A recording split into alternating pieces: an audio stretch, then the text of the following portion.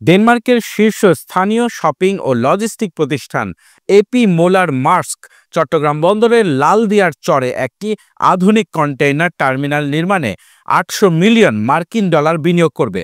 এটি বাংলাদেশের ইতিহাসে একক কোনো প্রকল্পে সম্ভাব্য সবচেয়ে বড় বৈদেশিক বিনিয়োগ হিসেবে ধরা হচ্ছে। বাংলাদেশ বিনিয়োগ উন্নয়ন কর্তৃপক্ষ বিজা ও বাংলাদেশ অর্থনৈতিক অঞ্চল কর্তৃপক্ষ বেজা এর নির্বাহী চেয়ারম্যান চৌধুরী আশিক মাহমুদ বিন হারুন এ তথ্য জানান।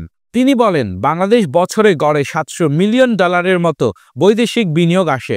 যদি একটি প্রকল্পে ৮০০ মিলিয়ন ডলার আসে তবে তা আমাদের অর্থনীতির জন্য বড় অর্জন হবে। এই প্রকল্পটি হবে দেশের প্রথম বিওটি অর্থাৎ বিল্ড অপারেট ট্রান্সফার ভিত্তিক বন্দর, যা সরকারি বেসরকারি অংশীদারিত্ব পিপিপি এর মাধ্যমে বাস্তবায়ন হবে।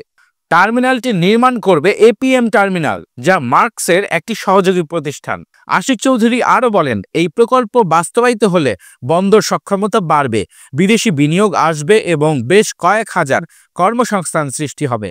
তিনি এই উদ্যোগকে বাংলাদেশের অর্থনীতির উন্নয়নের জন্য গেম চেঞ্জার হিসেবে অভিহিত করেন।